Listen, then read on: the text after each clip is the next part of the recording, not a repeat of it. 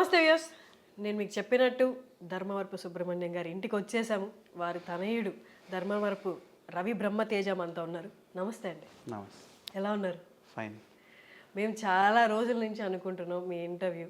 నేను ఇంట్రడక్షన్లో కూడా చెప్పాను అనమాట. అలాంటి లెజెండరీ యాక్టర్స్, వాళ్ళ వారసులు, వారి టాలెంట్ని, వారి లెజెండరీ అన్ని పరంగా చూసుకుంటే వారి లెజెండరీనెస్ని క్యారీ చేసే వాళ్ళు ఎవరు అంటే వారి వారసులే. మీరు ధర్మవరపు సుబ్రహ్మణ్యం గారి తనయుడుగా మీ గురించి చాలా ఇంటర్వ్యూస్ ఉన్నాయి. బట్ మా ఐ డ్రీమ్ తరపు నుండి కూడా ఒక చిన్న ప్రయత్నం, వారి వారసులు ఎక్కడున్నారు, ఏం చేస్తున్నారు అన్నది. Thank you. అంటే మన ఈ స్టార్టింగ్ క్వశ్చన్తోనే వెళ్ళిపోదాం. షూర్. మీరు ప్రస్తుతానికి ఏం చేస్తున్నారు? నేను యాక్చువల్గా ఒక ప్రాజెక్ట్ మీద వర్క్ చేస్తున్నాను. స్క్రిప్ట్ ఒకటి ఫైనలైజ్ అవుతుంది. ప్రీ ప్రొడక్షన్ స్టేజ్లో ఉంది అది ఇప్పుడు. అండ్ దీనికి ముందు నేను ఒక iStorage అనే కంపెనీలో, ప్రైవేట్ కంపెనీలో జాబ్ చేశాను. దానికంటే ముందు ఫోటోగ్రఫీ చేశాను. నేను ప్రోడక్ట్ ఫోటోగ్రఫీ అవి చేశాను. సో ఇప్పుడు నా జర్నీ, నేను జాబ్ వదిలేసి then I'm into this ఇండస్ట్రీలో. Industry, anything in industry. Okay. నాన్నగారు ఉన్నప్పుడే మీరు సినిమాలు చూడడము, షూటింగ్కి వెళ్ళడము, లేకపోతే యాక్ట్ చేయడం లాంటివి ఏమైనా జరిగాయా? యాక్టింగ్ ఎప్పుడు లేదు, బట్ ఆయనతో ట్రావెల్ చేసింది ఉంది. ఇండస్ట్రీకి వెళ్ళడము, షూటింగ్ లొకేషన్స్కి వెళ్ళడము. అవుట్ ఆఫ్ కంట్రీ వెళ్ళినప్పుడు చాలా తక్కువ, చెప్పాలంటే అసలు లేదు. But in country, in state, హైదరాబాద్లో అయితే చాలా వెళ్ళాను. షూటింగ్కి వెళ్తున్నప్పుడు నాన్నగారితో అదొక ప్రత్యేకమైన అనుభవం. ఎవరికైనా చిన్నపిల్లలుగా ఉన్నప్పుడు వాతావరణం అనేది చాలా ఆహ్లాదంగా ఉంటుంది అనమాట. అందరూ హడావిడిగా ఉండడం, ఒక ఆర్ట్. మనము అంటే వీకెండ్ లేకపోతే సరదాగా సినిమాలకు వెళ్ళేది, అది అసలు ఎలా జరుగుతాయి షూటింగ్ అనేది చూడడం అనేది, అందులో నాన్న లాంటి లెజెండరీ యాక్టర్తో షూటింగ్కి వెళ్ళడం అనేది ఒక గొప్ప అనుభవం అయ్యింది. అవును. ఎలా ఉండేది నాన్నగారితో షూటింగ్కి వెళ్ళినప్పుడు? అక్కడ వాతావరణం కానీ, మీరు ఏమైనా క్వశ్చన్స్ అడిగేవాళ్ళ నాన్నగారిని? చాలా అడిగేవాడిని. అంటే బేసిక్గా ఆ అట్మాస్ఫియర్ అంతా చాలా లైవ్లీగా ఉంటుంది. వాళ్ళందరూ కలిసినప్పుడు కూడా మేమందరం యాక్టర్స్, మేము ఓన్లీ మూవీ కోసమే పని చేస్తున్నామని లేకుండా అక్కడ ఉన్న వాళ్ళందరినీ ఎంటర్టైన్ చేస్తూ, జస్ట్ లైక్ నార్మల్గా ఒక ఫ్యామిలీలో ఉంటాం, ఎట్లా గ్యాదర్ అవుతాం, అట్లా ఉండేది అట్మాస్ఫియర్. నాకు ఎప్పుడు కూడా నేను షూటింగ్కి వెళ్తున్నా మా ఫాదర్తో అని అనిపించేది కాదు. ఏదో సమ్ ప్లేస్కి ఒక ఫ్యామిలీని మీట్ అవ్వడానికి వెళ్తున్నట్టు అనిపించేది.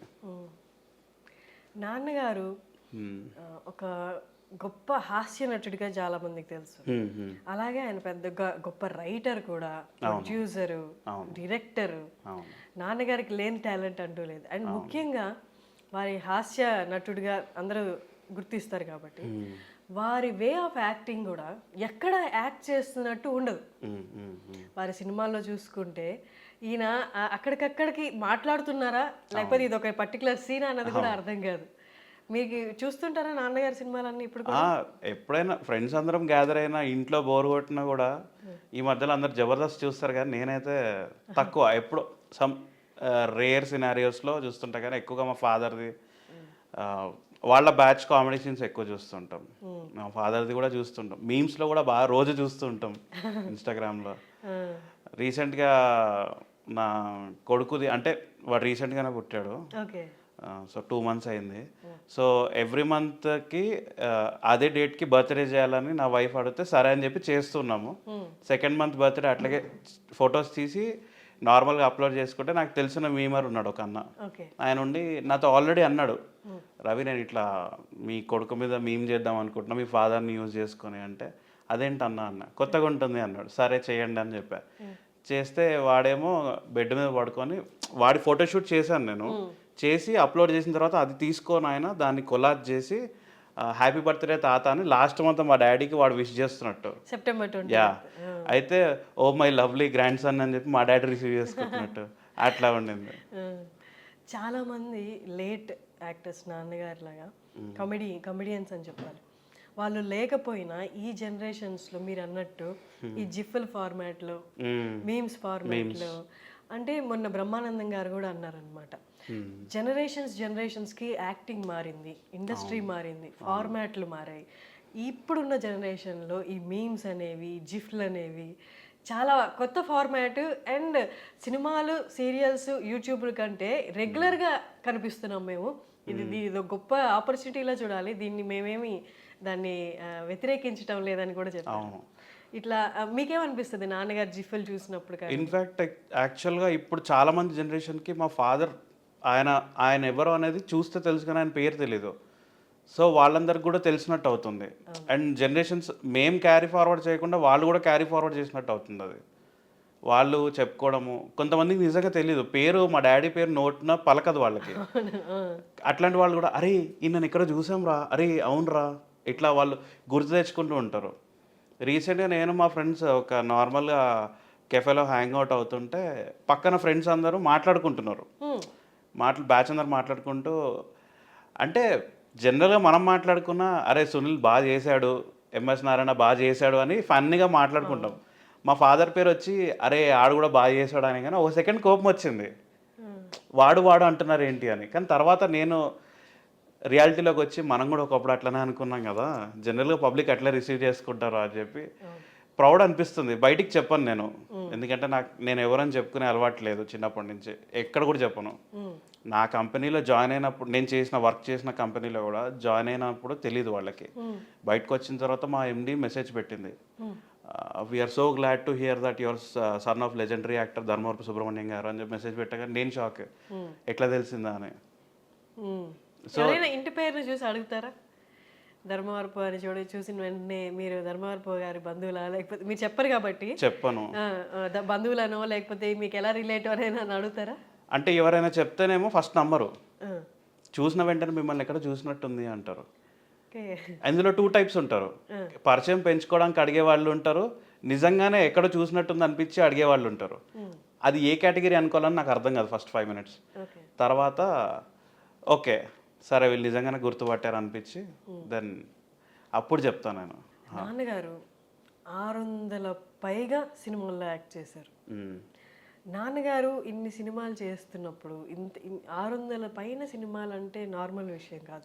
చాలా మంది యాక్టర్స్కి ఆ నెంబర్ రీచ్ అయ్యే లోపే చాలా కష్టపడాలి నిజంగా.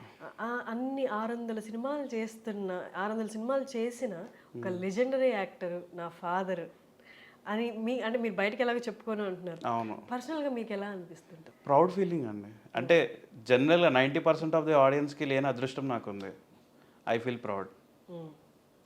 నాన్నగారు ఉన్నప్పుడు మీరు చెప్పారా నాకు ఇలా ఇండస్ట్రీలోకి రావాలని ఉందని? లేదు, నేను ఎక్స్ప్రెస్ చేయలేదు. రీజన్ బీయింగ్ నేను అప్పుడు స్టేట్ లెవెల్ క్రికెట్ ఆడేవాడిని. అండర్ 16 వరకు ఆడాను. సో నాకు వేరే అవకేషన్స్ ఏం లేకుండా దాంట్లోనే ఉండాలనుకున్నాను. బట్ అన్ఫార్చునేట్లీ అది కూడా వదులుకున్నాను నేను. అంటే ఆయన చనిపోయిన తర్వాత నాకు బయటికి రావడానికే ఆ ట్రామా నుంచి 2 years పట్టింది. So I lost my career అనమాట దాంట్లో. నాన్నగారితో సన్ అంటే చాలా క్లోజ్ బాండింగ్ ఉంటుంది. బట్ మీరు అన్నట్టు 2 years ఆఫ్ టైం పట్టింది నాకు బయటికి రావడానికి అని. అంటే ఒక్కసారి మీ బాండింగ్ గురించి చెప్తారా? చాలా డెప్త్ ఉంటుంది బాండింగ్. అంటే ఆయన ఎక్కడున్నా ఫస్ట్ మదర్కి ఫోన్ చేసి వీడు ఏం చేస్తున్నాడు, ఎక్కడున్నాడు, తిన్నాడా లేడా, మదర్ని కూడా అడగరు నువ్వేం చేస్తున్నావు, ఫస్ట్ ఫోన్ అయితే కానీ వాడు ఎక్కడున్నాడు అంటారు. అంత డీప్ బాండింగ్ ఉండేది కాబట్టే నాకు అంత టైం పట్టింది. బట్ నేను బయటికి అట్లా కనిపించేవాడిని కాదు, నేను ఆ ట్రామాలో ఉన్నాను. బికాజ్ నా పెయిన్ ఏంటో నాకు తెలుసు, నాకు అవతల వాళ్ళకి తెలియాల్సిన అవసరం లేదని నాకు అనిపించింది. ఎందుకంటే నేను బయటికి రావడం నాకు important. But I managed my self to come out of that. And regular లైఫ్లోకి వచ్చేసరికి ఇట్ టుక్ 2 years. బట్ ఆ వయసులో చిన్న వయసే 19 years అంటే ఇంకా అప్పుడు బయటకు వచ్చి ప్రపంచం డిగ్రీ ఫస్ట్ ఇయర్ స్టిల్ అంత పెయిన్ని లాస్ని బేర్ చేసేంత, ఆ పెయిన్ని హ్యాండిల్ చేసేంత మెచ్యూరిటీ అయితే నేను వచ్చి ఉండదు నాకు. లేదు, దానికి రీజన్ సొంత ఫాదర్. ఎలా మీరే ఎలా కోపప్ చేసుకున్నారు ఆ పెయిన్, దాని నుంచి ఎలా బయటికి రాగలిగారు? అమ్మతో ఏమైనా షేర్ చేసుకున్నారా? ఎగ్జాక్ట్లీ, మా మదరే రీజన్ నేను బయటికి రావడానికి, స్టేబుల్గా ఉండడానికి. మా ఫాదర్ కూడా టఫ్ టైమ్స్ నుంచి ఆయన స్టేబుల్గా ఉండి మూవీస్లో బాగా పర్ఫామ్ చేయడానికి మెయిన్ మా మదరే. మా మదర్ కనుక లేకపోయింటే మా ఫాదర్ అంత సక్సెస్ఫుల్ అయ్యేవాళ్ళు కాదు. ఇది హైలైట్ చేసి రాసుకోవచ్చు. ఈవెన్ దో మా ఫాదర్ ఎంత స్కిల్డ్, ఎంత టాలెంటెడ్, ఎంత హ్యూజ్ పర్సనాలిటీ అయినా మా మదర్ కనుక సపోర్ట్ చేయకపోయింటే మా ఫాదర్ ఆ స్టేజ్కి వెళ్ళేవాళ్ళు కాదు. ఇదైతే ఎవరు ఒప్పుకోకపోయినా దిస్ ఇస్ ఫ్యాక్ట్. అంటే ప్రతి వైఫ్ సపోర్ట్ చేస్తారు, అమ్మగారి వైపు సపోర్ట్ అనేది స్ట్రెస్ చేసి చెప్తున్నారు. అంటే ఎలాంటి సపోర్ట్? ఎనీథింగ్ అండి, ఎనీథింగ్. ఇప్పుడు ఆయన ఎంత స్ట్రెస్డ్గా ఉంటారో, ఒక డే మొత్తం ఎట్లా స్పెండ్ చేస్తారో, ఇంటికి వచ్చాక ఆ స్ట్రెస్ అనేది ఇంట్లో కూడా చిన్న చిన్న సిచ్యువేషన్స్ నుంచి ఆయనకు ఆ ఫీల్ రాకూడదు. ఇంటికి వచ్చిన తర్వాత we have to feel relaxed.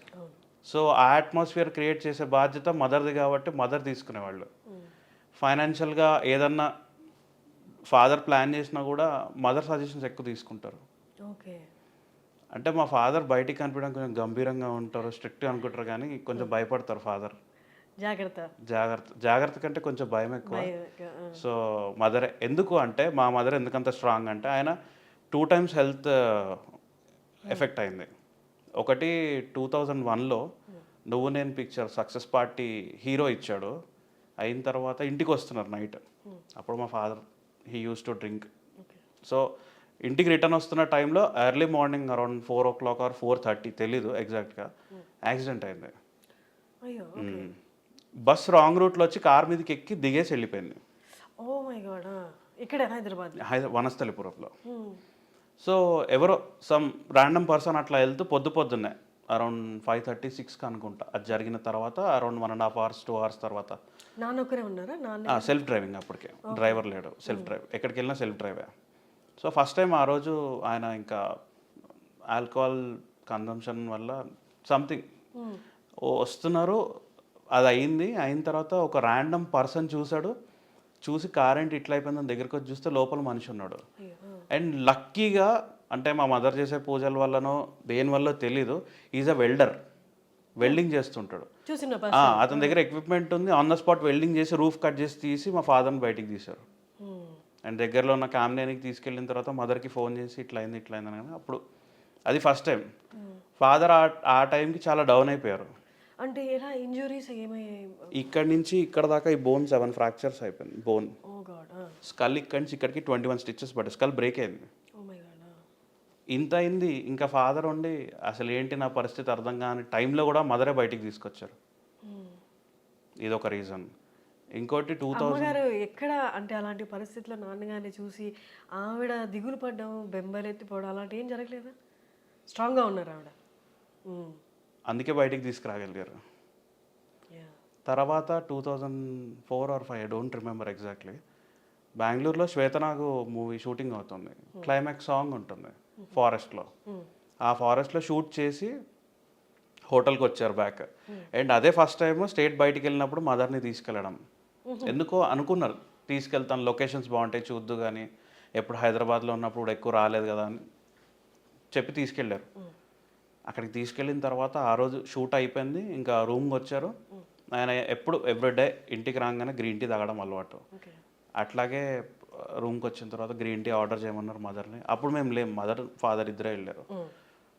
Green tea order చేసిన తర్వాత వచ్చింది. ఆయన 45 minutes అవుతుంది, వాష్రూమ్కి వెళ్ళి వచ్చారు, ఇంకా బయటికి రావట్లేదు ఏంటని చూస్తే బెడ్ పైన పడిపోయి ఉన్నారు. ఫుల్ స్వెట్ మొత్తం. ఏంటి అర్థం కాల.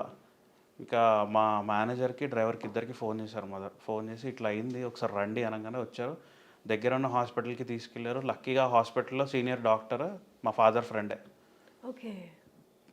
లక్కీగా. ఏంటి హార్ట్ అటాక్? అప్పుడు అది ఒక ఇన్సెక్ట్ బైట్ వల్ల లంగ్స్లో వాటర్ వచ్చేసింది.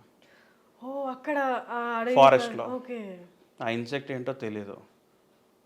లంగ్స్లో వాటర్ వచ్చి ఆ వాటర్ కూడా మన పెరుగు గడ్డగట్టిపోతే ఎలా అవుతుందో అట్లా గట్టిగా అయిపోయింది లంగ్స్. 10% ఆక్సిజన్ 15% వెళ్తుంది మ్యాక్సిమం.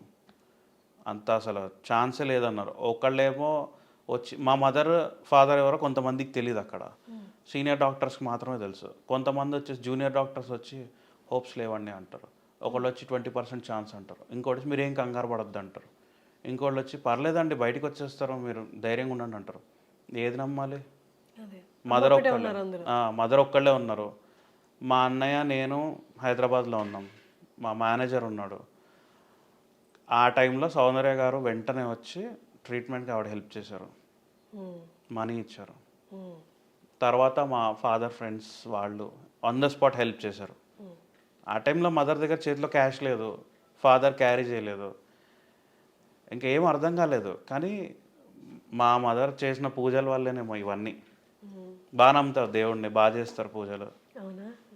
మీకు బాగా దైవభక్తి చిన్నప్పటి నుంచి ఏం లేదులేండి, మరి చెప్తే బాగోదు, కానీ మధ్యలో వచ్చింది. అవునా?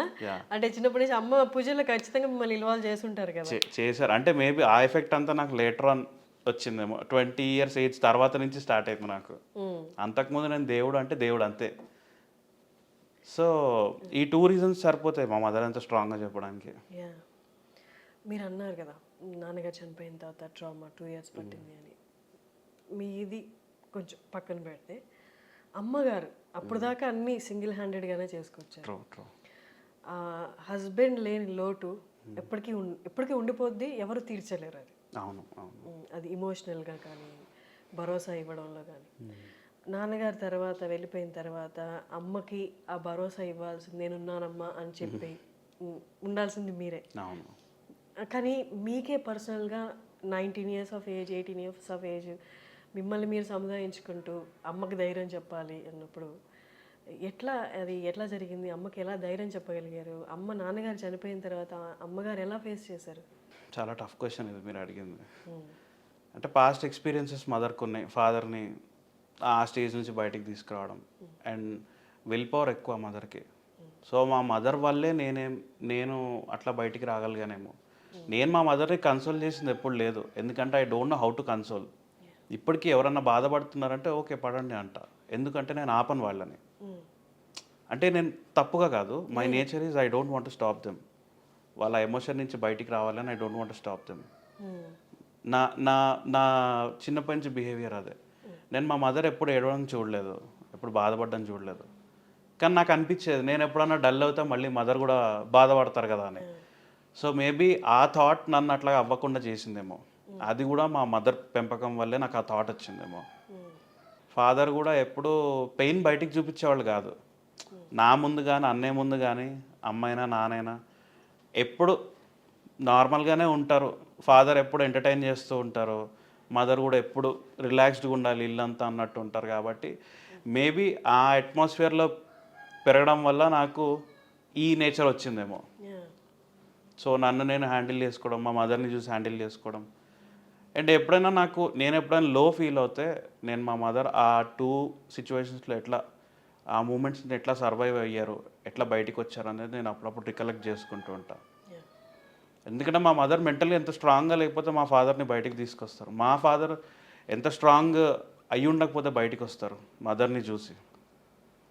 సో అన్నగారితో మీ బాండింగ్ ఎలా ఉంటుంది? అన్నగారు ఫస్ట్ వైఫ్ సన్ కదా, మీ బాండింగ్ ఎలా ఉంటుంది? నార్మల్గా బయట ఉంటాయి ఏవేవో కన్సెప్షన్స్ ఉంటాయి, అంత బాండింగ్ ఉండదు అని. మీ ఇద్దరు బాండింగ్ ఎలా ఉంటుంది? బాగుంటుందండి. అంటే చిన్నవి ఉంటాయి, that is pretty common. Own బ్రదర్స్లో కూడా ఉంటుంది. బట్ మా అన్న ఏంటంటే చిన్న పట్టించుకోడు, హీ ఇగ్నోర్స్, ఎవరిని డిస్టర్బ్ చేయడు. ఆయన పనేది ఆయనే. కొంచెం సోషలైజ్ అవ్వడు అంతే.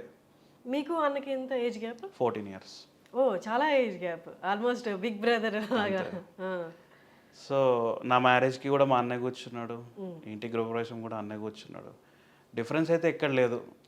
ఇప్పటికి ఎప్పుడైనా సరే అంటే మాట్లాడుతూ ఉంటాడు, అమ్మతోటి ఫోన్ చేస్తాడు, పిన్ని ఇట్లా ఉందని మాట్లాడతాడు. రేర్గా ఫోన్ చేస్తాడు, చేసినప్పుడు మాట్లాడతాడు. ఉంది ఆ కనెక్షన్ అయితే ఉంది. నాన్నగారు ఉన్నప్పుడు ఎలా ఉండేది బాండింగ్ మీ నలుగురు మధ్యలో? ఎప్పుడు తిన్నా, డిన్నర్ చేసినా, లంచ్ చేసినా అందరం కలిసి చేయాలంటారు. అదొకటైతే ఉంటుంది. రేర్ కేసెస్లో మిస్ అవుతుందేమో కానీ న్యాచురల్గా అయితే లంచ్ కాకపోయినా డిన్నర్ అయినా అందరం కూర్చొని చేస్తాం. ఫాదర్ ఏంటంటే ఎవరిని డల్గా ఉండనియరు. ఆయన ఉన్న ఏరియాలో, ఆయన ఉన్న ప్లేస్లో ఆయన ఫన్ జనరేట్ చేసుకుంటాడు. ఆయనే చాలా యూనిక్గా జనరేట్ చేసుకుంటాడు. మూవీస్లో ఎలా ఉన్నారో ఇంట్లో కూడా అంతే. అసలు ఏంటి తేడా ఉండదు మీకు. కాకపోతే ఎవరైనా కొత్త వాళ్ళు వస్తేనే నేను రిజర్వ్గా ఉంటాను అన్నట్టు ఉంటారు. కానీ ఒక 10 మినిట్స్ 20 మినిట్స్ మాట్లాడిన తర్వాత ఫ్రెండ్లీగా అయిపోతారు. బట్ ఆయనకి బాగా తెలుసు ఎవరితో ఎంతసేపు మాట్లాడి ఎక్కడ పెట్టాలనేది బాగా తెలుసు ఆయనకి. పెట్టేస్తారు 10 నిమిషాల్లో ఒక మనిషి గురించి డిసైడ్ అయిపోతారు. ఇంతకంటే ఎక్కువ మాట్లాడకూడదని. కానీ నాకు ఆ నేచర్ లేదు, నేను మాట్లాడతా. మీకు ఇండస్ట్రీకి రావాలి, నాన్నగారి తర్వాత నేను కూడా ఒక యాక్టర్గా సెటిల్ అవ్వాలి, ఇండస్ట్రీలో ఉండాలి అనే కోరిక ఎప్పుడు మొదలైంది? మా ఫాదర్ చనిపోయిన తర్వాతే. అంతకుముందు నాకు అసలు థాట్ కూడా లేదు. ఎందుకంటే ఇంట్లో ఎప్పుడు మూవీ అట్మాస్ఫియర్ తీసుకొచ్చేవాళ్ళు కాదు డాడీ. స్క్రిప్ట్ డిస్కషన్ అయినా ఏదైనా సరే బయటే. వన్స్ ఇంటికి వచ్చారు అంటే ఇంకా ఫిల్మ్ ఇండస్ట్రీ అట్మాస్ఫియర్ అనేది ఉండదు. అంటిల్ అన్లెస్ మేము ఆయన డిస్టర్బ్ చేస్తాను, ఆయనను అడిగితే తప్పితే. సో మేబీ ఆ అట్మాస్ఫియర్ వల్ల మాకు అప్పుడు లేదేమో. అండ్ ఆయన కూడా ఏంటంటే మీకు ఇంట్రెస్ట్ ఉన్న దాంట్లో వెళ్ళండి అని, ఎప్పుడు ఇండస్ట్రీకి రండి అని చెప్పలే. బట్ ఇప్పుడు నేను ఎందుకు వచ్చానంటే ఆయన లెగసీ ఎంత పెద్దదో నాకు అర్థమైంది కాబట్టి. ఆ టైంలో తెలీదు, అవును. షూటింగ్స్కి వెళ్ళినప్పుడు కూడా అసలు ఏంటని తెలీదు. ఆయన చెప్తూ ఉంటారు, ఈయన నా ఫ్రెండ్ అని చెప్తారు కానీ ఈయన యాక్టర్ అని చెప్పరు. సో ఆయన అట్లా చెప్తూ వచ్చేసరికి నాకు తెలియలే ఆయన పేరుకున్న వెయిట్ అనేది నాకు అప్పుడు తెలియలేదు. తర్వాత తెలుసుకోవడం మొదలుపెట్టిన తర్వాత నుంచి నేను కూడా ఫ్రమ్ స్క్రాచ్ వెళ్ళాలి. ఎందుకంటే ఇప్పుడు మా ఫాదర్ సర్కిల్ని యూజ్ చేసుకున్నాను అనుకోండి, ఎవరినైనా సరే యూజ్ చేసుకొని నేను చేస్తున్నా సంథింగ్, ఏదో ఒకటి చేస్తున్నా, ఏదన్నా తప్పు జరిగింది అనుకోండి అనుకోకుండా వీళ్ళ నాన్న పేరు యూజ్ చేసుకొని వచ్చాడు ఏం చేయట్లేదు అని ఒక రిమార్క్ నాకు వద్దు. లెట్ ఇట్ టేక్ టైం పట్టనివ్వండి. I want to come from scratch. ఎందుకంటే మా ఫాదర్ ఎట్లా వచ్చారో వితౌట్ ఎనీ బ్యాక్గ్రౌండ్, నేను అట్లాగే రావాలని ఉంది. బట్ ఎవరైనా మా ఫాదర్ పేరుని యాజ్ ఎ గుడ్ విల్ నన్ను చూసి సింపతి కాకుండా ఎంపతి ఉన్న వాళ్ళైతే I will work with them. I want empathy, not sympathy. మన అనే ఫీలింగ్ రావాలి. అయ్యో పాపం ఈ జాలి వద్దు నాకు ఇండస్ట్రీ నుంచి. స్ట్రైట్ అవే చెప్తా, ఎవరైనా సరే నువ్వు జాలి చూపిస్తే నేను చెయ్య. ఈవెన్ మా ఫాదర్ కూడా అంతే సెల్ఫ్ రెస్పెక్ట్ ఉంటారు, నా మీద ఎందుకు జాలి చూపిస్తున్నావు అంతే. ఇప్పుడు రైట్ నో ఇండస్ట్రీలో మీరు యాజ్ అన్ యాక్టర్గా సెటిల్ అవుదాం అనుకుంటున్నారా, లేదా డైరెక్షన్ సైడా, సినిమాటోగ్రఫీ సైడా, ఏంటి? యాక్చువల్గా నేను ఇండస్ట్రీకి వద్దాం అనుకున్నప్పుడు యాక్టర్ అనుకున్నాను, యాక్టర్ అవ్వాలని అనుకున్నాను. బట్ పోను ఈ స్క్రిప్ట్స్ అవన్నీ చదువుతూ మా ఫ్రెండ్స్తో వర్క్ చేస్తూ ఉన్న టైంలో నాకు అనిపించింది ఫస్ట్ యాజ్ టెక్నీషియన్గా నేను డెవలప్ అవ్వాలి. బికాజ్ నాకు అప్పుడు డెప్త్ తెలుస్తుంది, ఒక యాక్టర్లో డెప్త్ ఏంటో తెలుస్తుంది. ఇమ్మెచ్యూర్గా వెళ్ళి యాక్టింగ్ చేస్తే that doesn't work out. As a టెక్నీషియన్కి వెళ్తే I can know the depth. ప్రతి టెక్నీషియన్ డెప్త్ తెలుస్తుంది నాకు. ఒక యాక్టర్ ఎట్లా పర్ఫామ్ చేస్తాడు, ఏడవాలంటే ఎట్లా ఏడవాలి, నవ్వాలంటే ఎట్లా నవ్వాలి, ఇవన్నీ తెలియాలి డెప్త్స్. బికాజ్ మా ఫాదర్ వాళ్ళు ఉన్నప్పుడు దే ఆర్ స్టేజ్ ఆర్టిస్ట్స్, వాళ్ళకున్న డెప్త్ ఈ రోజుల్లో లేదు. సో నేను ఇలా వచ్చి అలా వెళ్ళిపోవడం నాకు ఇష్టం లేదు. So I want be a technician first, then I can know about acting anything అనేది నా ఫీలింగ్. నాన్నగారు చిరంజీవి గారు ఒకటే కాలేజ్లో చదువుకున్నారు, నిజమా అది? అవును. ఎక్కడ? ఒంగోలులో శర్మ కాలేజ్ అని. శర్మ కాలేజ్లో నాన్నగారు సీనియర్ చిరంజీవి గారు. అంటే ఇండస్ట్రీకి రాకముందే వాళ్ళిద్దరికి తెలుసు. చెప్పారు, ఎప్పుడైనా షేర్ చేసుకున్నారా? చెప్పారు, ఈ మాట చాలాసార్లు చెప్పారు, మాతో చెప్పారు, ఇంటర్వ్యూస్లో కూడా చెప్పారు. అంటే పరిచయం ఉండేది, సీనియర్ జూనియర్ లాగా పరిచయం ఉండేది, కానీ అది అట్లా కాలేజ్ లైఫ్ అట్లా గడిచిపోయింది. తర్వాత ఇండస్ట్రీకి వచ్చిన తర్వాత మెమరీ షేర్ చేసుకుంటూ నువ్వు అట్లా చేసావు నేను ఇట్లా చేసావు అని చెప్పి అట్లా ఉండేది వాళ్ళది. ఓకే. చిరంజీవి గారి ఫ్యామిలీతో లేదా చిరంజీవి గారితో ఇంకా టచ్లో ఉన్నారా మీరు? ఎప్పుడైనా మాట్లాడడం కానీ నాన్నగారు పోయిన తర్వాత? లేదండి. లేదా? అంటే నాకు అనిపించేది నేను డిస్టర్బ్ చేస్తానేమో వాళ్ళని అని. Because I have no identity, I have to get identity అని నేను డిస్టర్బ్ చేసేవాడిని కాదు. సో వన్స్ నాకు ఐడెంటిటీ ఆ వెయిటేజ్ వచ్చిన తర్వాత వాళ్ళని కలిస్తే బాగుంటుంది అని నా ఫీలింగ్. అప్పుడు మా ఫాదర్ పేరు నిలబెట్టిన వాడిని అవుతానని నా ఫీలింగ్. ఎందుకంటే ర్యాండమ్గా వెళ్ళి కలవడం వేరు. ఇప్పుడు నేను వెళ్ళి కలిసాను అనుకోండి, అవునా నువ్వా అరే అంటారు. నన్ను తర్వాత వాళ్ళ ప్రాజెక్ట్లో ఇంక్లూడ్ చేసుకునేటట్టు ఉండాలంటే నాకు ఒక ఐడెంటిటీ కావాలి అని. That is what I'm waiting for. Okay. ఇప్పుడు మీరు ప్రాజెక్ట్ కంప్లీట్ చేశారు కదా, పోస్ట్ ప్రొడక్షన్లో ఉందా, ప్రీ ప్రొడక్షన్? యాక్చువల్లీ ఇప్పుడు ప్రీ ప్రొడక్షన్ స్టేజ్లో ఉంది. ఓకే. స్టోరీ డెవలప్ అవుతుంది. దాంట్లో మీరు no I'm one of the technician అంతే. Okay. I'm an assistant director ఇప్పుడు దాంట్లో. అసిస్టెంట్ డైరెక్టర్గా స్క్రిప్ట్ ఒకటి ఫైనలైజ్ అవుతుంది, డైలాగ్స్ అవి రాస్తున్నారు. అండ్ యాక్చువల్గా లాస్ట్ 2021లో నేను ఒక మూవీ చేశాను, బట్ అన్ఫార్చునేట్లీ రిలీజ్ అవ్వలేదు. అది ఫండ్స్ ప్రాబ్లం వచ్చి, ప్రొడ్యూసర్ దగ్గర ఫండ్స్ ప్రాబ్లం వచ్చి. మీరు డైరెక్ట్ చేశారు? లేదు, యాక్ట్ చేశాను. మీరు యాక్ట్ చేశారు? Oh nice. యాక్టింగ్ చేశాను, hero friend role throughout the movie ఉంటుంది. 90% కంప్లీట్ అయింది మూవీ. లాస్ట్లో పోస్ట్ ప్రొడక్షన్ దగ్గర ఫండ్స్ లేక ఆగిపోయింది. Okay. I hope one day అది మళ్ళీ రీషూట్ అయ్యి సంథింగ్ ఏదో ఒకటి అయ్యి పోస్ట్ ప్రొడక్షన్ అయ్యి రిలీజ్ అవ్వాలని ఐ హోప్. ఓకే.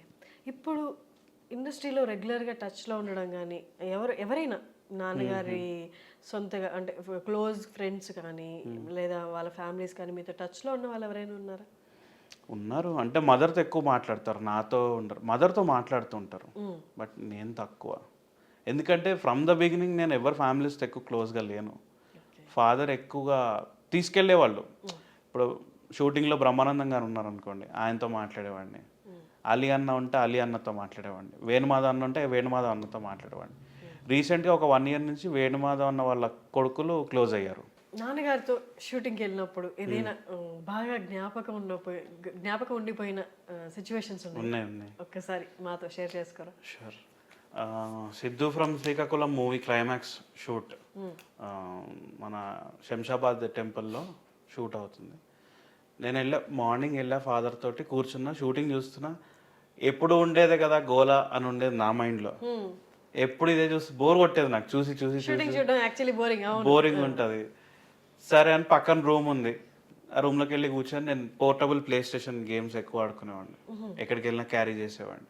అది ఆడుకుంటూ ఉంటే ఒక మనిషి వచ్చారు, ఇట్లా ఆడుతుంటే ఒక మనిషి వచ్చారు. నేను ఇట్లా చూసా, ఆయన ఇట్లా చూసారు. ఆయన ఎవరంటే జయప్రకాష్ రెడ్డి గారు. ఇట్లా చూసి ఎవరో ఈ పిల్లకాయ అన్నాడు. అనగానే సుబ్రహ్మణ్యం గారు అబ్బాయి సార్ అనగానే మంచిగా ఉన్నాడు దండిగా అంటున్నాడు. ఇప్పటికీ గుర్తుంది. అన్న తర్వాత హలో అన్న, ఆయన అంటున్నా నేను ఇంతున్నా. హలో అన్న, హలోనా, హలో అంకుల్ లేదా అన్నాడు. హలో అంకుల్ అన్న. అయిపోయింది. కొంచెం జరగబ్బి అంటే మీరే కూర్చోచ్చు కదా అన్న. తెలీదు నాకు, 13-14 years. మీరే కూర్చోచ్చు కదంటే బాగానే ఉన్నాం అని చెప్పి పక్కన కూర్చున్నాడు. కూర్చొని ఆయన మేకప్ తీసేసి లంచ్ చేసే ముందు తీసి అంతా ఉంటే నన్ను ఇట్లా చూసి ఏం చదువుతున్నావు అన్నాడు. లేదు ఇప్పుడు ఆడుతున్నా అన్న. అప్పుడు స్పాట్లో అనేసేవాడిని అన్ని. తర్వాత బాగుంది బాగుంది అని చెప్పి తర్వాత పక్కకి వెళ్ళిపోయారు ఆయన. పక్కకి వెళ్ళిన తర్వాత నెక్స్ట్ లంచ్ బ్రేక్ అందరు వచ్చి కూర్చున్నారు. కృష్ణ భగవాన్ గారు, మా ఫాదర్, ఎంఎస్ నారాయణ గారు, ఇంకా ఎవరెవరో ఉన్నారు. అందరు కూర్చొని తింటా ఉంటే వీళ్ళందరూ ఏంటంటే ఇంటి నుంచి తెచ్చుకున్న బాక్సెస్ అన్ని షేర్ చేసుకుంటారు. షేర్ చేసుకొని తింటూ ఉంటారు. ఎంఎస్ నారాయణ గారు ఊరికేనే వేళ్ళు చూసుకుంటున్నారు, రింగ్స్ అన్ని చూసుకుంటున్నారు. చూసుకుంటే పక్క నుంచి కృష్ణ భగవాన్ గారు అండి ఏం కంగారు వాడు పొద్దునే వచ్చేస్తుందిలే అన్నాడు. పొద్దునే వచ్చేస్తుంది అన్నాడు. తింటే కంగారు పడకు, మిస్ అయిందని, పొద్దునే వచ్చేస్తుంది అని. రింగ్స్ ఉన్నాయా లేదా అని చేసుకున్నా. అంత లైవ్లీ ఉండేది. అక్కడ నవ్వాలి అంటే ఓపిక కావాలి. వాళ్ళందరూ తట్టుకోలేం. నాకు అంత చిన్న ఏజ్ లో అది జరిగిన మూమెంట్ కూడా గుర్తుంది నాకు. అంత ఇంపాక్ట్ ఉండేది. తర్వాత రెడీ మూవీకి వెళ్ళినప్పుడు ఫస్ట్ టైం రామ్ని చూసాను. అప్పుడు ఈ అరకులో వీళ్ళు ఒక దగ్గర జీప్ ఆపి వీళ్ళ కాస్ట్యూమ్స్ చేంజ్ చేసుకుందాం అని చెప్పి ఆ సీన్ ఉంటుంది. హీరోయిన్ సైడ్ బ్యాచ్ కూడా వాళ్ళంతా ఎత్తుకుతూ ఉంటారు. ఆ సీన్ షూటింగ్కి వెళ్ళాను. లొకేషన్ కొత్తగా ఉన్న లొకేషన్ ఎంజాయ్ చేశాను. అప్పుడే రామ్ని చూడడం, జెనీలియన్ చూడడం, అందరిని చూడడం అదే ఫస్ట్ టైం. తర్వాత నువ్వు నేను సినిమా షూటింగ్కి వెళ్ళాను. అప్పుడు ఏం తెలీదు, వెళ్ళి చూశాను. అప్పుడు అంటే ఆ షూటింగ్ నార్మల్గానే అయిపోయింది, అట్లా గడిచిపోయింది. తర్వాత యజ్ఞం సినిమా అప్పుడు మా ఫాదర్తో థియేటర్లోకి వెళ్ళి చూసాం. మా ఫాదర్ ఏమో ప్రతి డైలాగ్ రిపీట్ చేస్తూ ఉన్నారు థియేటర్లో కూర్చొని. నేను నాన్న అది చూడాలా నేను చూడాలా అన్న. థియేటర్లో రిపీట్ చేసేవా? అన్ని సినిమాలు చేస్తూ కూడా గుర్తుంటాయి ఆయనకి. ఆయన షూటింగ్కి వెళ్ళినప్పుడు మేకప్ వేసుకునేటప్పుడు స్క్రిప్ట్ చూసేసుకుంటారు, అది ఆ డే అంతా గుర్తుంటుంది. యజ్ఞంలో ఒక కామెడీ సీన్ ఉంది, అది మీకు చూపిస్తాను. ఈ సీన్ గురించి ఏమన్నా నాన్నగారు మాట్లాడేవాళ్ళ? కాకా కాకా కాకి కాకి ఇది ఊరిలో గుడిలు ఉన్నాయి క్యా? కాకా కాకా థియేటర్లో కూడా యాజ్ ఇట్ ఈజ్ రిపీట్ చేసుకునేవాళ్ళు. చూస్తారా, ఎక్స్ప్లెయిన్ చేస్తారా దాని గురించి? మీరు అన్నట్టు ఎక్కడ యాక్టింగ్ చేస్తున్నట్టు ఉండదు, లైవ్లీగా ఉంటుంది. అసలు ఇదంతా అసలు స్క్రిప్టెడా అన్నట్టు ఉంటుంది. అంటే బేసిక్గా స్క్రిప్ట్లో డైలాగ్స్ ఇచ్చినప్పుడు కూడా ఆయన ఓన్గా స్పాట్ ఇంప్రూవైజేషన్ చేసుకోవడం, స్టేజ్ కాబట్టి. అందుకే అంటున్నా అప్పుడున్న డెప్త్ ఇప్పుడు లేదని. అది ఫ్యాక్ట్, అది అందరూ ఒప్పుకుంటారు కూడా. మీరు ఇండస్ట్రీలో ఎవరినైనా అప్రోచ్ అయ్యారా అసలు ఇట్లా నేను అవ్వాలనుకుంటున్నాను కానీ ట్రై చేయడం కానీ చేసినప్పుడు మీకు ఏదైనా వ్యతిరేకత రావడం కానీ వాళ్ళ దగ్గర నుంచి రిసీవ్ చేసుకోవాల్సినంతగా రిసీవ్ చేసుకోకపోవడం కానీ అలాంటి ఏమైనా సిచ్యువేషన్స్ ఫేస్ చేశారా? అంటే రిసీవ్ చేసుకొని సిచ్యువేషన్ ఫేస్ చేశాను, బట్ దాని గురించి నేను ఇప్పుడు చెప్పాలనుకోవట్లేదు, ఎందుకంటే ఆల్రెడీ చెప్పాను అది. అది తర్వాత ఆ పర్సన్ రియలైజ్ అయ్యి కాల్ చేసి సారీ చెప్పారు, దట్ ఈజ్ ఓవర్. కాబట్టి నేను మళ్ళీ రిపీట్ చేయాలనుకోవట్లేదు. బట్ ఒకటేంటంటే 2018లో నేను అలీ అన్నని కలిశాను, ఇంటికి వెళ్ళి కలిశాను. నేను సరిగ్గా కన్వే చేయలేకపోయాను ఆయనకి. తర్వాత రియలైజ్ అయింది ఏంటంటే, ఆ టైంలో నేను ప్రోడక్ట్ ఫోటోగ్రఫీ నేర్చుకుంటున్నా హ్యామ్స్టెక్ నుంచి. ఆ టైంలో నేనేమన్నానంటే, నాకు ఇండస్ట్రీలో ఇంట్రెస్ట్ ఉందన్న అని చెప్పే ముందు నేను ఫోటోగ్రఫీ నేర్చుకున్నా అని చెప్పా. సో దాంతో ఆయన కన్వే ఏమైందంటే కెమెరామ్యాన్గా అవ్వాలని ఉందని అనుకున్నారు. సో నేను రికమెండ్ చేస్తానమ్మా 4-5 అన్నారు. నేను ఇప్పుడు బిజీగా ఉన్నా, మళ్ళీ మాట్లాడదాం అన్నారు. అది అక్కడితో అయిపోయింది. నేను మళ్ళీ అప్రోచ్ అవ్వలే. రీజన్ బీయింగ్, ఆ తర్వాత నేను యూకే వెళ్ళా. ఒక 2 months అట్లా అక్కడ ఉండి స్టూడెంట్ ఎక్స్చేంజ్ ప్రోగ్రామ్ మీద ఫోటోగ్రఫీలో వెళ్ళాను నేను. ఆ తర్వాత నా పోర్ట్ఫోలియో బిల్డ్ చేసుకోవడం, వాటిని స్టేట్ ఆర్ట్ గ్యాలరీలో పెట్టడం, ఇవన్నిట్లో ఉండేసరికి నేను అన్నని కలవలేకపోయాను. అన్న కూడా బిజీగానే ఉంటారు, చాలా బిజీ. నేను ఆ టైంలో నేను నా వరకు కొంచెం బిజీగా ఉన్నా, అందుకే కలవలేకపోయా. ఇండస్ట్రీలో ఆయన మాట ఇచ్చారు చేస్తా అని, మళ్ళీ అప్రోచ్ అయితే చేస్తారేమో మరి తెలీదు. నాన్నగారు క్లోజ్ ఫ్రెండ్గా అనుకున్నది, లేకపోతే ఇంటికి వచ్చినప్పుడు కూడా వాళ్ళ గురించి షేర్ చేసుకున్న వాళ్ళు ఎవరైనా ఉన్నారా ఇండస్ట్రీ నుండి? ఎవరు రెగ్యులర్గా షేర్ చేసుకునేది? బ్రహ్మానందం గారు, వేణుమాధవ్ అన్న, వీళ్ళిద్దరితో ఎక్కువ మాట్లాడుతుంటారు. ఇంట్లో ఉన్నప్పుడు మార్నింగ్ లేచినప్పుడు ఫోన్ చేసుకుంటూ ఉంటారు. బ్రహ్మానందం గారిని ఏమని పిలుస్తారు? బ్రహ్మన్న అంటారు. బ్రహ్మానందం గారు ధర్మన్న లేదా సుబ్బన్న, ఇద్దరు అట్లా పిలుచుకుంటారు. జంధ్యాల గారి గురించి, నాన్నగారు జంధ్యాల గారి సినిమాలతోనే ఇండస్ట్రీకి వచ్చారు. వాళ్ళ బాండింగ్ ఎలా ఉండేది ఇంట్లో చెప్పేవాళ్ళ? ఆయన ఇంటికి కూడా వచ్చాడు. నేను చిన్న ఉన్నప్పుడు ఇంటికి వచ్చేవాళ్ళంట. మా మదర్ చెప్తూ ఉంటారు నాతో, నన్ను ఎత్తుకోవడము, నాతోటి చిలక అని పలికించడం, నేను చిక్కలా అనేవాడిని, పలక అనమాట పక్కలా అనేవాడిని. ఇట్లుండేదంట. ఆయన నన్ను డింగు టక్క అని పిలిచేవాడు. అంటే రివర్స్ లో మాట్లాడతా అని చెప్పి డింగు టక్క అని పిలిచేవాడు. ఆ మూమెంట్స్ ఉన్నాయి. ఎక్కువ ఇంటికి వచ్చేవాళ్ళంట. ఆ ఇంట్లో, పాత ఇంట్లో ఉన్నప్పుడు వచ్చేవాళ్ళంట. చాలా మంది యాక్టర్స్ చాలా వరకు చూస్తే ఒక 70% అని చెప్పచ్చు, బాగా హైప్లోకి వెళ్తారు, కెరియర్లో పీక్స్ చూస్తారు. కానీ all of A sudden health పాడు చేసుకోవడం, లేకపోతే సంపాదించిందంట వేస్ట్ చేయడం. కానీ ధర్మవరపు సుబ్రహ్మణ్యం గారి విషయంలో అలాంటిది ఏం బయటికి రాలేదు. ఆయన చనిపోయినప్పుడు కూడా ఆరోగ్యం బాగాలేక చనిపోయారనే వచ్చింది, కానీ ఆయన ఫ్యామిలీని సరిగ్గా చూసుకోలేదు అన్న మాట రాలేదు. చెడు వ్యసనాల వల్లే ఆయన హెల్త్ పాడైంది అన్న చెడు పేరు రాలేదు ఆయన. ఒకసారి దాని గురించి, నాన్నగారు ఎప్పుడు అలాంటి వైపు వెళ్ళలేదు అండ్ జాగ్రత్త పడ్డారు కూడా. కాకపోతే ఆయనకి వచ్చింది liver cancer due to life style busy schedule. దానికి పర్టికులర్ రీజన్ అంటూ లేదండి. అందుకనే ఆయన ఎక్కువగా ఏది ఉండేది కాదు, అన్ని లిమిట్లోనే ఉంటారు ఆయన. So life style. నాన్నగారు ఏమైనా అంటే ఇండస్ట్రీలో ఇలాంటి ప్రిటీ కామన్, నాన్నగారు కూడా అలాంటి ఏమైనా ఫేస్ చేశారా? లైక్ ఎవరైనా ఫినాన్షియల్గా దెబ్బతీయడం కానీ, తీసుకొని ఇవ్వకపోవడం కానీ, లేకపోతే ఇవ్వాల్సిన మనీ ఇవ్వకపోవడం కానీ ఇండస్ట్రీలో ఎక్కువ చూస్తుంటాం అలాంటివి. ఇండస్ట్రీలో అంటే ఫైనాన్షియల్గా ఫాదర్ని దెబ్బతీసింది అంటూ నేను చెప్పలేను. కానీ ఏంటంటే ఇప్పుడు ఎవరైనా ప్రొడ్యూసర్ అండి ఇంత పే చేయగలుగుతాం సార్, ఇంత ఇవ్వలేమన్నారంటే ఓకే, మీ ఫైనాన్షియల్ కండిషన్ మీరు ఓపెన్గా చెప్పారు నాతో, నేను మిమ్మల్ని ఇబ్బంది పెట్టాలనుకోను అని చెప్పాను. ఆయన స్టార్డమ్ని కూడా పక్కన పెట్టి ప్రొడ్యూసర్ కోసం ఓకే అంటారు. ఇంకా ట్రబుల్ ఇవ్వరు. షూటింగ్కి వెళ్తే క్యారవాన్స్ ఉండవు ఫాదర్కి. ఒక చెట్టు కింద పెద్ద గొడుగు వేసుకొని దాని కింద కూర్చుంటారు. అక్కడే లంచ్, అక్కడే నార్మల్గా చెట్టు వెనకలే కాస్ట్యూమ్స్ చేంజ్ చేసుకోవడం. ఎవరైనా ఆర్టిస్ట్ ఫోర్స్ చేసి రండి అన్న బయట ఏం కూర్చుంటారంటే అప్పుడు లోపలికి వెళ్ళి క్యారవాన్లో కూర్చొని కొంచెం స్పెండ్ చేసి బయటకు వస్తారు. ఎక్కువ బుక్స్ చదువుతారు ఫాదర్. చెట్లు అంటే బాగా ఇష్టం. బాగా ఎక్కడైనా షూటింగ్ లొకేషన్లో కూడా చెట్లు ఎక్కడ ఉన్నాయో అక్కడే ఉంటారు, అక్కడే స్పెండ్ చేస్తారు టైం అంతా, అక్కడే రిలాక్స్ అవుతుంటారు. ఇబ్బంది పెట్టడం అంటే ఎవరి దగ్గర లేదు. And I can proudly say మా father is the only person అని అనుకుంటా రూమర్స్ లేకుండా ఇండస్ట్రీలో ఉన్న person, maybe one of the persons. Financially ఫ్యామిలీని కూడా ఆయన వెళ్ళిపోయాక కూడా మీరు ఇబ్బందులు ఏమైనా ఫేస్ చేశారా? లేదండి, ఏం లేదు. We're happy. ఇప్పుడు ఉన్నదంతా వీఆర్ హ్యాపీ. ఆయన ఫ్యూచర్ థాట్ ఉంది కాబట్టి వీఆర్ హ్యాపీ. నాన్నగారికి బాగా ఇష్టమైంది ఏంటి? ఆయన షూట్ గ్యాప్ దొరికితే ఏం చేయాలని ఎక్కువ అనుకునేవాళ్ళు? Interesting question. అంటే ఇంట్లో ఇంకా మనకు ఓన్లీ 2-3 డేస్ గ్యాప్ ఉంది అనుకుంటే, ఇంట్లో మా అక్క వాళ్ళ పిల్లలతో ఎక్కువ టైం స్పెండ్ చేస్తారు. అక్క అంటే? మన ఫాదర్కి అన్నయ్య ఉన్నారు. ఓకే. ఆయనకి 3 పిల్లలు, 2 ఆడపిల్లలు, 1 కొడుకు. అందులో రెండో కూతురు అప్పుడు మా ఇంటి పైన ఉండేవాళ్ళు.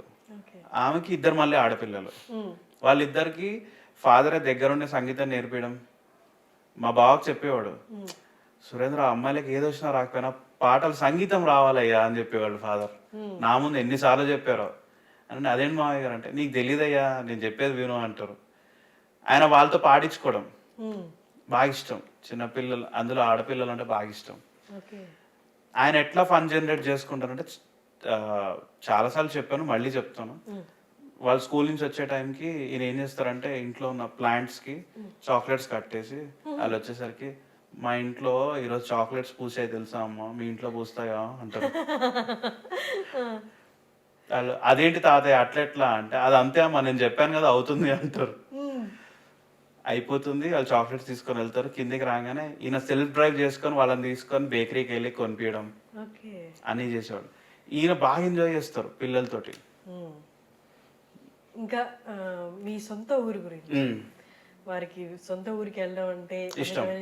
ఒకసారి దాని గురించి వెళ్తారు. ఒక 1 వీక్ అట్లా గ్యాప్ దొరికింది, 10 డేస్ దొరికింది అంటే ఆయన డ్రైవ్ చేసుకుంటూ వెళ్ళిపోతారు. అక్కడ పొలం ఉంటుంది, అందులోకి వెళ్ళి టైం స్పెండ్ చేస్తారు. ఫ్రెండ్స్ అందరితో మాట్లాడుతుంటారు అక్కడికి వెళ్ళి. మోస్ట్ ఆఫ్ ద టైం అక్కడే స్పెండ్ చేస్తారు ఆ 1 వీక్ అంతా. ఎక్కువ ట్రావెలింగ్ చేయకుండా అక్కడ రిలాక్స్ అవుతారు. మేబీ ఆ 1 వీక్ అక్కడ స్పెండ్ చేయడానికి ఆయన బ్రేక్ తీసుకుంటారేమో. ఆయన ఊరంటే బాగా ఇష్టం ఆయనకి. ఆయన వస్తున్నారని అక్కడ వాళ్ళకి ముందు రోజే తెలుస్తుంది. ఎట్లా తెలుస్తుంది తెలియదు, వాళ్ళందరూ వచ్చేస్తారు. మీరు ఎంత చెప్పకూడదు అనుకున్నా కూడా తెలుస్తుంది. అది ఎట్లనో తెలియదు, అందరూ వచ్చేస్తుంటారు. ఆయన ఊరు వచ్చేసి కొమ్మినేని వారిపాలెం. అది హైదరాబాద్ నుంచి ఒంగోలుకి వెళ్ళే దారిలో ఉంటుంది. సింగరకొండ ఉంటుంది. సింగరాయకొండ అనేది ఒంగోలులో ఉంటుంది. సింగరకొండ అనేది అద్దంకి దగ్గర. సింగరకొండ నుంచి ఒక 5 to 10 కిలోమీటర్స్ యువతలే ఉంటుంది. అక్కడ ఉంటుంది. ఇప్పుడంటే తక్కువ. అంటే ఇంకా ఆయన ఉన్నప్పుడు ఇచ్చిన వాల్యూ ఇప్పుడు లేదు అక్కడ. మా మనిషి లేరు కాబట్టి ఆటోమేటిక్గా వాల్యూ లేదు. వాళ్ళందరూ ఏంటంటే లీనియన్స్ తీసుకోవడం ఎక్కువైపోయింది అంతే. అమ్మగారిని ఒక్కసారి పిలిచారు. నమస్తే అమ్మ. నమస్తే అమ్మ. నాకు చాలా సంతోషంగా ఉంది ఇక్కడికి రావడం, మీతో మాట్లాడడం. మీ అబ్బాయి కూడా మీరు వచ్చే ముందు తనకు ఒక స్ట్రెంగ్త్, పిల్లర్ ఆఫ్ స్ట్రెంగ్త్ ఎవరు అంటే మా అమ్మే అని చెప్పారు. కరెక్టేనమ్మా, మాకు సంతోషంగా ఉంది మీతో మాట్లాడడం అనేది. అమ్మ, వారి లాస్ అనేది చాలా, అంటే ఎవరు పూడ్చలేనిది అది. అవును, నిజమే. ఇండస్ట్రీలో మీరు బాబు కంటే ఎక్కువగా చెప్పాడు. షూటింగ్స్కు మీరు వెళ్ళారు, దగ్గరుండి చూశారు, ఆయనకి లాస్ట్ క్షణాల్లో కూడా మీరు ఉన్నారు అని. అవును, ఒక్కసారి లాస్ట్ క్షణాలు మాతో షేర్ చేసుకుంటారు? కొంచెం బాధగా ఉంటుంది షేర్ చేసుకోవడానికి కూడా. అట్లా పరిస్థితి ఎవరికి రాకూడదు. ఆ టైంలో అందరం అక్కడే ఉన్నాం. డాక్టర్స్ డిక్లేర్ చేశాక అక్కడే ఉన్నాము. అందరిని ఒకసారి ఇలాగ చూసి కళ్ళల్లో నుంచి ప్రాణం పోయిందమ్మ. చాలా బాధ అనిపించింది. అప్పటికి ఎన్ని ఇయర్స్ నుండి బాధపడుతున్నారమ్మా? లివర్ 1 year అంతే. 1 year లోపే మొత్తం సివియర్గా అయిపోయింది. ఫస్ట్ బయటపడడమే ఎలా బయటపడింది? హెల్త్ విషయం ఏదైనా బాగాలేక హాస్పిటల్కి వెళ్తే అలానా, ఎట్లా బయటపడింది? ఫీవర్ ద్వారా బయటపడతాం. ఫస్ట్ ఏదైనా ఫీవరే కదా, ముందు ఫీవర్ వస్తేనే ఏదైనా తెలుస్తుంది. అట్లా జాండీస్ అటాక్ అయింది. ఓకే. రావడం సివియర్గా వచ్చింది జాండీస్. దాంతో ఇంకా 4 times రిపీట్ అయింది జాండీస్. స్టంట్స్ వేసారు. ఇలా 4th స్టంట్కి వచ్చేసరికి లివర్ క్యాన్సర్ అని తెలిసింది. అప్పటికే 4th stage అని చెప్పేశారు. ఇక సర్వైవ్ అయ్యారు. 1 year దాకా సర్వైవ్ అవ్వగలిగారు. అది కూడా మా సహచర్యంతో ఏదైనా కూడా. కానీ చాలా ఎట్లా అంటే ఒకరు చిన్నపిల్లాడిలాగా ఏడ్చేశారు. లాస్ట్లో ఏడ్చేశారు. ఇట్లా నా పరిస్థితి ఏంటి ఇట్లా అయిపోయింది అని బాధపడితే మనం వాళ్ళని ఇంకా బాధ పెట్టకూడదు కదా ఆ టైంలో. మీకేం కాదండి, బాగవుతారు, బాగా నీరసించిపోయారు, ఏమీ లేదు అని చెప్పి అట్లా. ఆయన రియలైజ్ అయ్యారా ఆయనకు వచ్చింది లివర్ క్యాన్సర్ అని? తెలీదు. తర్వాత తెలిసింది. తర్వాత తెలిసిన దగ్గర నుంచి మనిషి బాగా డల్ అయిపోయారు. దాంతో ఇంకా మేము చాలా పుషింగ్ ఇచ్చేదాన్ని, ఏం కాదు మీకేం కాదు, ఏమవుతుంది, ఏమీ కాదు అని ప్రతిసారి అన్నమాట. తను ఎప్పుడు హాస్పిటలైజ్డ్ అయినప్పుడు చాలా ఇదిగా, నాకు ఎక్కడి నుంచి వచ్చిందో ఈ మొండి ధైర్యం తెలియదు కానీ చాలా ధైర్యంగా ఉండేదాన్ని స్టిల్ ఈ రోజుకి కూడా. ఆ యొక్క ధైర్యమే నాకు మా గురువు గారు శివానందమూర్తి గారు చాలా ధైర్యాన్ని చాలా బాగా చెప్తూ ఉండేవాళ్ళు, ఏ విధంగా ఎట్లా మసలుకోవాలి, ఏ విధంగా. కానీ ఆ టైంకి ఎలా వస్తుందో నాకు తెలియదు. ధైర్యం, విల్ పవర్ అనేది చాలా ఎక్కువగా ఉండేది. దాంతో అంటే ఏంటంటే ఇప్పుడు ఆయన బాగాలేదని బాధపడుతున్నప్పుడు నేను కూడా కంటతడి పెట్టి ఇచ్చేస్తే నాకు పిల్లలు చిన్నవాళ్ళు, అందరు డిస్టర్బ్ అయిపోతారు. అది కాకుండా ఉండాలంటే మనం స్ట్రాంగ్గా ఉండాలి కదా. ఆయనకి ఇది తెలిసిన తర్వాత ఏదైనా ఒక దాని గురించి ఎక్కువగా బాధపడి ఈ విషయంలో నేను మనస్ఫూర్తిగా అంటే మనశ్శాంతిగా లేను, నేను వెళ్ళిపోతున్నాను ముందు చూడకముందే అని ఏదైనా ఒక్క విషయం గురించి ఎక్కువగా బాధపడే సిచ్యువేషన్స్ ఉన్నాయా? అంటే ఎటువంటివి అంటారు మీరు? ఆయన ఎప్పుడు అంటే రియలైజ్ అయ్యారు ఆయనకి లివర్ క్యాన్సర్ ఉంది, ఇంకా నేను ఎక్కువ రోజులు ఉండనేమో అని తెలిసిన తర్వాత పదే పదే ప్రస్తావించేది కానీ లేకపోతే పదే పదే బాధపడేది ఒక విషయం గురించి కానీ అట్లా ఏమన్నా చెప్పేవాళ్ళ మీకు? అదే పిల్లల గురించి కానీ లేకపోతే? అదేనమ్మా, అంటే ఇప్పుడు మనోసంతానాన్ని చూడాలని చాలా కోరుకుండేది తనకి. పెద్ద బాబు సెటిల్ అయ్యి మంచి ఫ్యూచర్ ఉండి చూడాలని బాగా కోరుకుండేది. చిన్న బాబు ఏమో ఇంకా వాడు డిగ్రీలోనే ఉన్నాడు, ఫస్ట్ ఇయర్లో. చాలా ఉండేది మనసులో, చాలా ఉండేది. ఏంటో ఎట్లా అనేసి చాలా లోపల బయటపడేవాళ్ళు కాదు మనిషి. అంత బాధ ఉన్నా ఎవరెదురుగుండా కళ్ళనీళ్ళు పెట్టుకోవడం అనేది జరిగింది. ఈవెన్ నా ఎదురుగుండా కూడా పెట్టుకునేవాళ్ళు కాదు, పక్కకి తిరిగి ఏడ్చేవాళ్ళు. ఎవరైనా లేని చూసుకునే టైంలో తను కంటతడి పెట్టుకున్నాడు. అదే టైంలో నేను ఎంటర్ అయ్యేదాన్ని, చూసేదాన్ని. చూసి వెన్ను నిమిరి ఏం కాదు, ఎందుకు అట్లా బాధపడుతున్నారు మీరు, అట్లా ఏం బాధపడదు, ఏం కాదు, మీరు మళ్ళీ మంచిగా కోలుకుంటారు, ఎందుకు మీరు ఒక పెదరాయిలాగా ఒక మంచి. ఆయన ఎప్పుడైనా మంచి మంచి జరి కండువాలు ఉండి జరి అంచు ఉన్నటువంటి పొందూరు రాజశేఖర రెడ్డి గారు వాళ్ళు కట్టేవాళ్ళు సీఎంగా. అలాంటివి ఎక్కువగా చాలా బాగా కట్టేవాళ్ళు ఆయన. మన సాంప్రదాయం, హిందూ సాంప్రదాయం, ఆ పంచకట్టు కానీ అది కానీ అన్నీ కూడా అవంటి బాగా ఇష్టం. అవన్నీ కట్టుకుని మీరు ఒక పెద్దరికం అనేది ఉందండి మీలో, మీకు మంచి ఇది ఉంది కాబట్టి మీరు అట్లా బెంబేలు పడద్దు, మీ విల్ పవర్ అనేది ఎక్కడికి పోయింది, అట్లా ఏం కాదు, మీరు మంచి కోలుకుంటారు అని చెప్పి కాన్ఫిడెన్స్ ఇస్తూ ఉండేదాన్ని. ప్రతిసారి కూడా బూస్టింగ్ లాంటి మాటలు చెప్తూ ఉండేది. పిల్లలు వృద్ధిలోకి రాలి మనం సంతానం. అప్పటికి పెద్ద కోడలు 4th month, అంటే కన్సీవ్ అయిందని అప్పుడే తెలిసింది. సేమ్ ఇదే అక్టోబర్ నెలలో తెలిసింది. డిసెంబర్ కల్లా 7th డిమైజ్ అయిపోయింది. కాకపోతే ఏంటంటే ఆ న్యూస్ విన్నారు. న్యూస్ విని చిన్న బాబు దగ్గర మాట తీసుకున్నారు, నాన్న నా పేరు నువ్వు నిలబెట్టాలి అని మాట తీసుకున్నారు. తప్పకుండా నాన్న నేను నిలబెడతాను. తను కూడా యాక్టింగ్ వైపు కానీ ఇండస్ట్రీలోకి రావాలని మాట తీసుకున్నారా? అంటే అప్పుడు ఇంకా ఫస్ట్ ఇయర్ కదండి, డిగ్రీ ఫస్ట్ ఇయర్. ఏదైనా సరే నా పేరు నిలబెట్టాలి. ఓకే, ఏదైనా సరే నా పేరు నిలబెట్టాలి. నువ్వు బిజినెస్ చేస్తావో, సినిమాలకి వస్తావో, క్రికెట్ పరంగా వెళ్తావో, ఏ ఫీల్డ్ ఎంచుకుంటావో ఆ ఫీల్డ్లో మాత్రం మంచి పేరు తెచ్చుకోవాలి, నా పేరు నిలబెట్టాలి. అదొకటి ఆయన కోరుకుంది.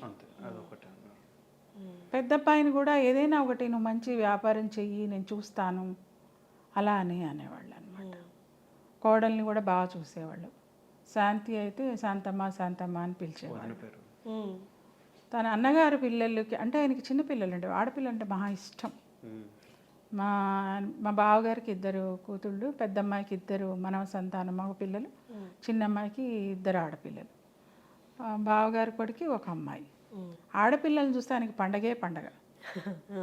ఆ, అసలు ఎట్లా అంటే చెప్పడానికి వీలు లేదు, అంత బాగా వాళ్ళతోటి ఆడడం. ఆయన చాలా అసలు ఎంటర్ అవుతూనే పిల్లలు కనపడితే చాలు, ఇంక ఎవరితో ఏం పని లేదు అస్సలు. ఇదే అదనుగా ఆయన ఎప్పుడన్నా అంటే రావడం కారు దిగి లోపలికి వస్తూనే కొంచెం అంటే సిచ్యువేషన్స్ ఒక్కోసారి అందరూ ఒకేలా ఉంటారని చెప్పలేం కదా, కొంచెం కోపంగా కనపడ్డా, కొంచెం సీరియస్గా ఏదైనా ఎవరైనా ఫోన్ చేసి ఏదో మాట్లాడు, అలా ఉన్నప్పుడు మా బావగారి మనవ సంతానాన్ని ఏం చేస్తే ముందు నెట్టేసేవాళ్ళం, మీరు వెళ్ళండి తాతగారి దగ్గరికి అనేసి. కార్ డోర్ దిగేసరికి వీళ్ళు కనపడేసరికి ఆ ఫోన్ ఏమైపోయేదో ఆ మాటలు ఏమైపోయావో తెలియదు కానీ ఫుల్ హ్యాపీగా ఉండేవాళ్ళు. ఇంకా కోపం కానీ ఏ ప్రాబ్లం కానీ తెలిసేది కాదు, బట్ షేర్ చేసుకునేవాళ్ళు కాదు ఇంట్లో. ఆ ఫిల్మ్ ఇండస్ట్రీ విషయాలు కానీ బయట ప్రపంచం అనేది ఇంట్లో ఉండేది కాదు. అట్మాస్ఫియర్ అంతా ఇప్పుడు మా ఇల్లు ఎలాగుందో అలాగే ఉంటుంది. సో మీకు ఆ సినిమా అట్మాస్ఫియర్ ఏమీ కనపడేది కాదు, తన అవార్డ్స్ తప్ప. అవార్డ్స్ కూడా ఫాదర్ది స్టడీ రూమ్ ఉంటుంది, ఎప్పుడైనా ఎవరైనా ఇండస్ట్రీ నుంచి వచ్చినా ఫ్రెండ్స్ వచ్చినా ఆ రూమ్ వరకే ఉంటాయి, కానీ రెస్ట్ ఆఫ్ ద హౌస్ ఎక్కడ ఉండవు మీకు, కనిపించేది కాదు. ఆయన సాంస్కృతిక మండలి చైర్మన్గా కూడా 2 సార్లు చేశారు కదా. అవును, రాజశేఖర రెడ్డి గారితో ఆయనకి అనుభవం ఎలా ఉండేది, వాళ్ళ అనుబంధం ఎలా ఉండేది? చాలా బాగుండేదమ్మా, బాండింగ్ చాలా ఉండేది. ఈయనని హీరో అని పిలిచేవారు ఆయన, రాజశేఖర రెడ్డి గారు. స్టిల్ ఈ రోజుకి కూడా మేము ఆయన్ని, ఆయన కొడుకు జగన్ని, ఆయన ఫ్యామిలీ అంటే బాగా అభిమానిస్తాం, అది ఉంది ముందు నుంచి కూడా. అందుకని ఈయన ఇది మన సాక్షిలో డింగ్ డాంగ్ ప్రోగ్రామ్ చేసినప్పుడల్లా ఆయనే రాజశేఖర రెడ్డి గారి ద్వారానే ఏదైనా సరే ఈయన ఎలా వెళ్ళిపోయేవాళ్ళు అంటే ఆయన ఛాంబర్లోకి ఇట్లా ఫ్రీగా అనమాట, అంత ఉండేది, చాలా బాగుండేది ఇద్దరు బాండింగ్. ఈయన ఏది తీసినా కూడా ఆయన రాబోయే హీరో అని పిలిచి అవి వేయించుకొని డింగ్ డాంగ్ అన్నీ వేయించుకొని పక్క నవ్వేవాళ్ళంట, బాగా చేసావు హీరో అనేవాళ్ళంట. బాగుండేది బాగుండేది. ఆయన ఎలక్షన్స్ ముందు క్యాంపెయినింగ్ వెళ్ళడం కానీ ఏదైనా కావాలంటే ఈయన రాసి ఇవ్వడానికి స్క్రిప్ట్ రూపేణ ఏదైనా కూడా బాగుండేది. అండ్ ఇన్ఫ్యాక్ట్ డింగ్ డాంగ్ అనే కాన్సెప్ట్ కూడా ఫాదర్దే. ఆయన రాజశేఖర రెడ్డి గారు ఉండి, సుబ్రహ్మణ్యం గారు మీరు పని చేయాలండి నాకు అన్నారు. చెప్పండి సార్, మీరు ఏదైనా పొలిటికల్ సెటైర్ షో ఏదైనా ప్లాన్ చేయొచ్చు కదా అన్నారు. రాజశేఖర రెడ్డి గారు అడిగారు. అడిగితే అప్పుడు ఫాదర్ నాకు 1 వీక్ టైం ఇవ్వండి సార్ అన్నారు. ఆలోచించుకొని అప్పుడు ఆయన స్టార్ట్ చేశాడు. ఇప్పుడు ఈ బిత్తిరి సత్తన్న వీళ్ళందరూ చేసేది అక్కడి నుంచి వచ్చింది. అదే ఆయనే ఫస్ట్ మొదలు పెట్టారు. ఫస్ట్ మొదలు పెట్టింది దూరదర్శన్లో కూడా ఫస్ట్ ప్రైవేట్ ప్రోగ్రామ్కి ప్రొడ్యూసర్గా చేసింది కూడా సుబ్రహ్మణ్యం. ఏంటి ఆ థాట్ ఎందుకు వచ్చిందంటే ఈయనకి అంతకుముందు దేవదాస్ కనకాల గారు వాళ్ళకి ఇంకెవరెవరు అడితే వాళ్ళకి అన్నీ ఈయన రాసి ఇచ్చేవాళ్ళు సీరియల్ స్టోరీస్ అంతా. రాస్తుంటే ఒకసారి ఈయనకు అనిపించింది, ఏమంటే నేను ఎందుకు తీయకూడదు ఇట్లా స్కిట్స్ హాస్యంవి అనేసి తను తీశారు. సో ఢిల్లీ నుంచి ఈ దూరదర్శన్ది ఢిల్లీ నుంచి దానికి ఎపిసోడ్కి ఇంత అన్నట్టు వాళ్ళు ఓకే చేసి స్క్రిప్ట్ నచ్చి వాళ్ళకి ఫస్ట్ ఓకే చేసి స్టార్ట్ చేశారనమాట.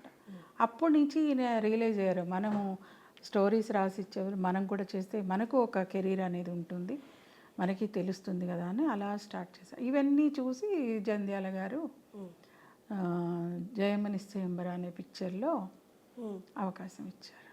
ఆ ఛాన్స్ రావడానికి కూడా ఓ స్టోరీ ఉంది. అంటే ఫాదర్ స్కిల్ నచ్చి ఆయన ఏమన్నారంటే, మీరు చిన్న స్క్రీన్కి వీటికి ఉండకూడదు సార్, పెద్ద స్క్రీన్కి రండి ఫోర్స్ చేశారు. ఆయన ఫోర్స్ చేస్తే ఫాదర్ ఉండి, లేదు సార్ నేను అక్కడికి వచ్చిన ఎంతకాలం ఉంటానో తెలియదు నాకు ఇండస్ట్రీ అనేది, ఇక్కడంటే నా ఓన్గా నేను చేసుకోవచ్చు అని ఉద్దేశం. అయితే ఒక పని చేయండి సార్, మీరు అది వదలకండి, అది చేసుకుంటూ ఉండండి, ఇక్కడ కూడా చేసుకోండి అని చెప్పి ఆయన అన్నారు. అప్పుడు ఫాదర్ వచ్చారు. ఓకే.